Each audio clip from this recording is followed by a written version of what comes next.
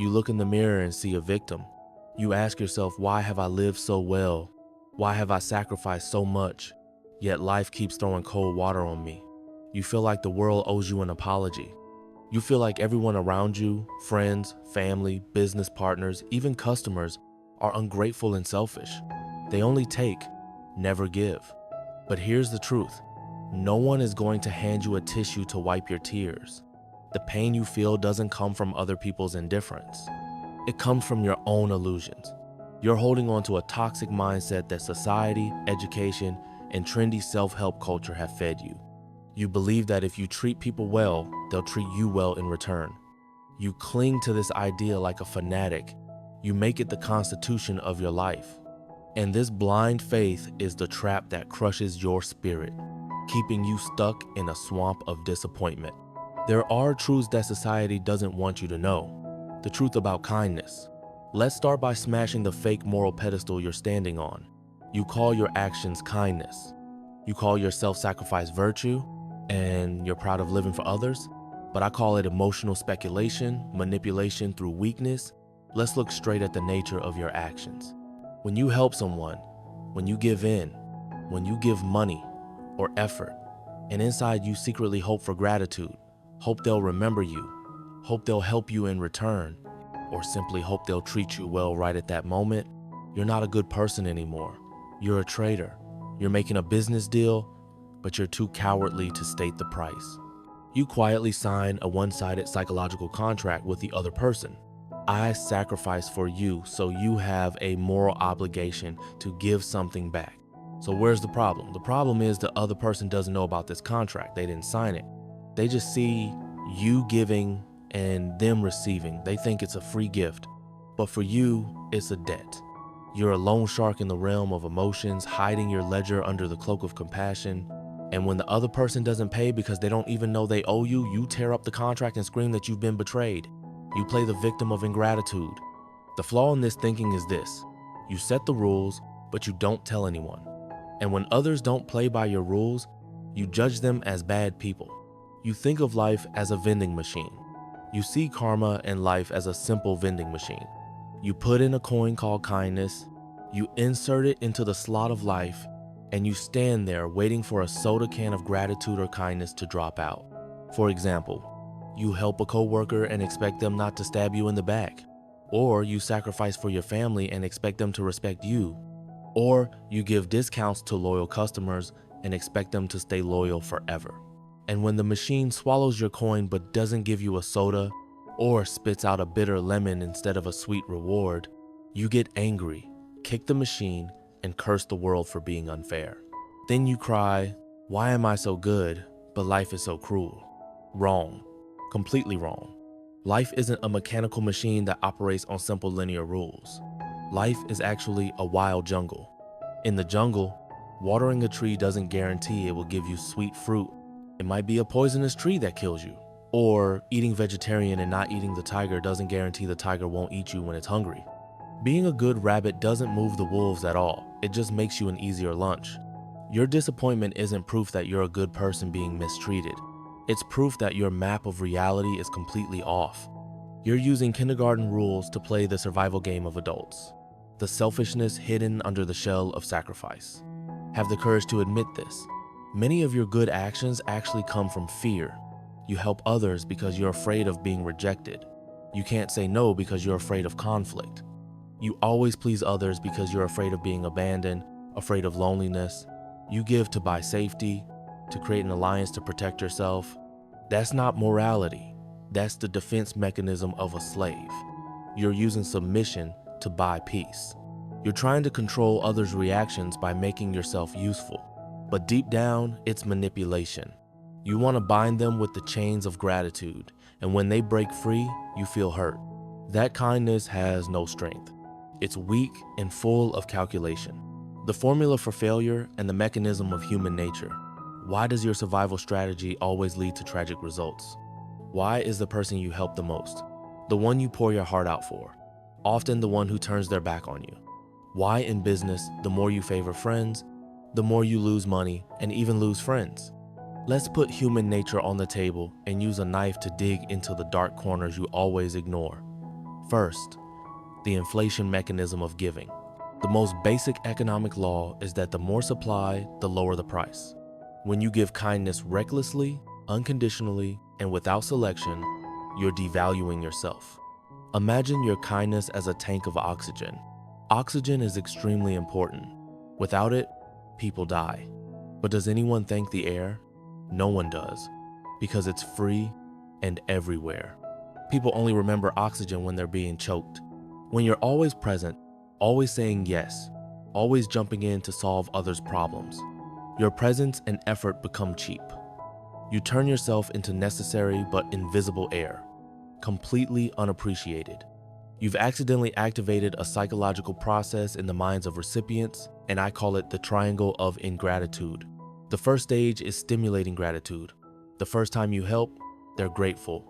Dopamine is released, and they think you're wonderful. The second stage is adaptation and expectation.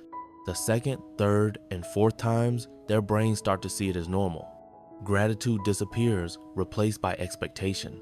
The third stage is entitlement. The nth time you help, it becomes your duty. In their minds, it's automatically your job. And when you get tired, exhausted, and stop, you instantly become the enemy. They don't remember the 100 times you helped, they only remember the one time you refused. Your lack of wisdom has nurtured the greedy demon in their hearts. You've taken away their chance to grow, to take responsibility. You've spoiled them, and then you blame them for being spoiled. It's ridiculous. The psychology of the beggar holding gold. This is a harsh truth about behavioral psychology. People tend to look down on things they get too easily and even despise the person who gives it to them. Imagine a beggar sitting by the roadside. You walk by and throw him a gold bar. What will he do? He'll thank you profusely. Of course. But what will he think deep down? Will he think you're a saint? No.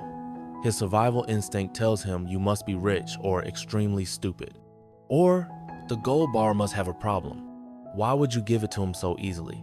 Or maybe you want to use him for something. And when you voluntarily give your time, intelligence, and heart without setting boundaries, without demanding reciprocal respect, you're the one throwing gold to the beggar. You're teaching the world how to treat you. You're sending a signal: my time isn't valuable, my self-respect is cheap. Use me, trample on me as long as you don't leave me. And the world will do exactly that. They'll use you like a paper towel to wipe their dirt and then throw you in the trash.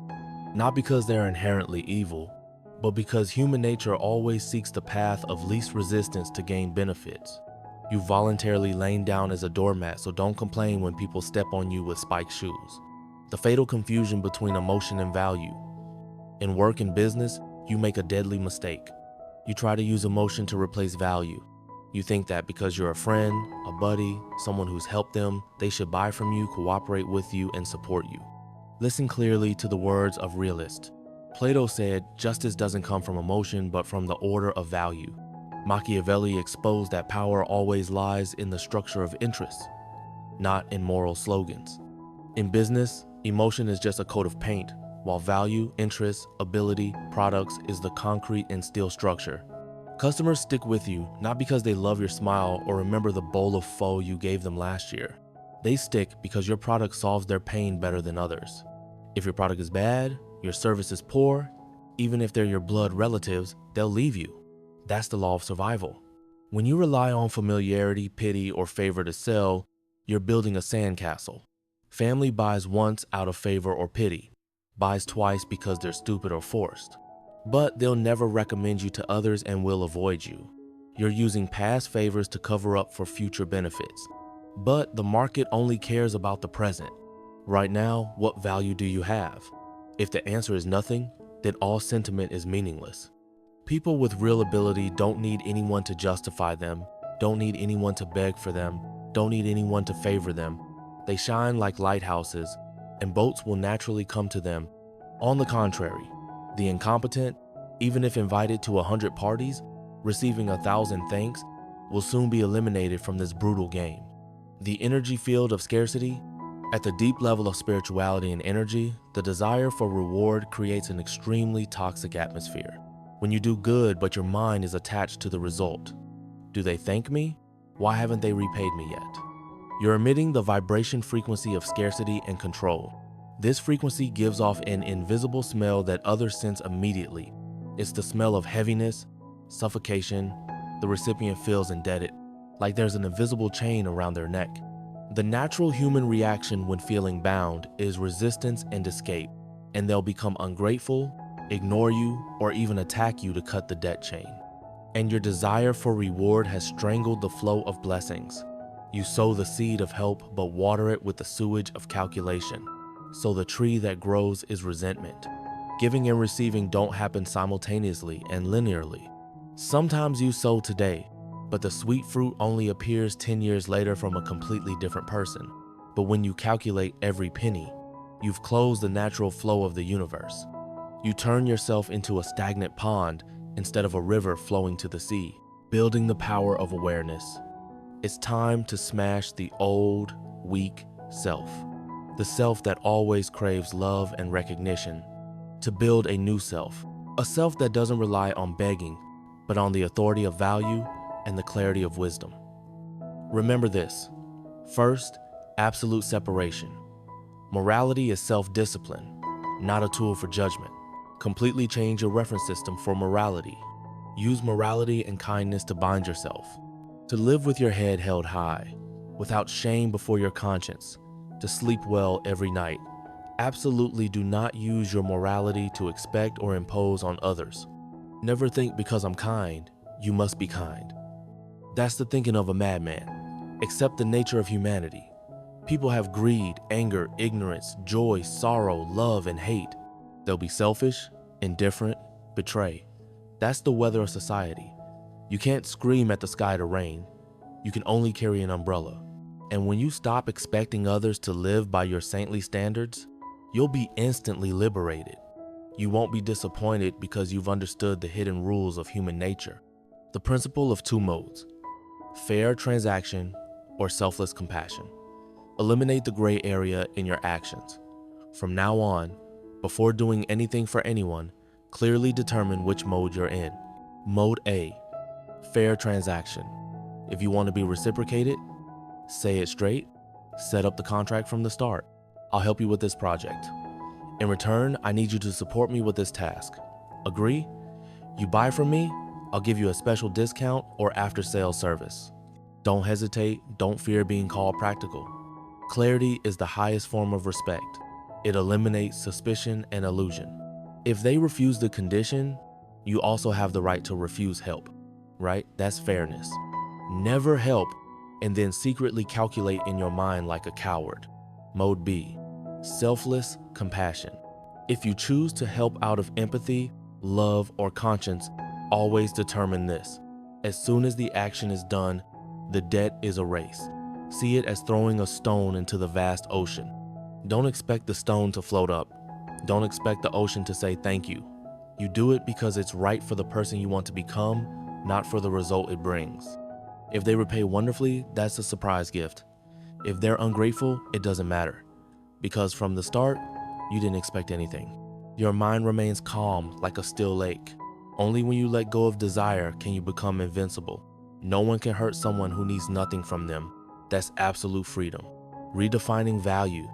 The sun doesn't need anyone to praise it. Look at the Sunday, the sun shines brightly. It provides energy for all living things. But does the sun care if the grass below thanks it? Does the sun turn off its light if a flower refuses to bloom or a person curses the heat? No. The sun shines because it's its nature. It has excess energy, and shining is the manifestation of its inner strength. Become the sun in your own life. Focus all your energy on building your core value. That's professional ability, finances, health, and mindset. When you have great value, like the sun has great mass, you'll create gravitational force. Opportunities, money will naturally revolve around you according to the laws of physics. You don't need to chase anyone, don't need to please anyone, don't need to use emotion to climb. In work, be so good that no one can ignore you. In relationships, live so well that your absence is their loss. Don't ask how they treat me well. Ask what value do I have that they can't help but respect me. Kindness has fangs. Finally, remember this. Kindness without wisdom is the mother of evil. Kindness without strength is just weakness disguised. You need to equip your kindness with sharp fangs. That's the ability to say no. That's the ability to set red lines. Refusing to lend money to a gambler helps them face consequences and wake up. That's compassionate wisdom. Firing a lazy employee who abuses emotion protects fairness for all hardworking people. That's justice. Cutting ties with toxic people is an act of self-love. That's self-respect.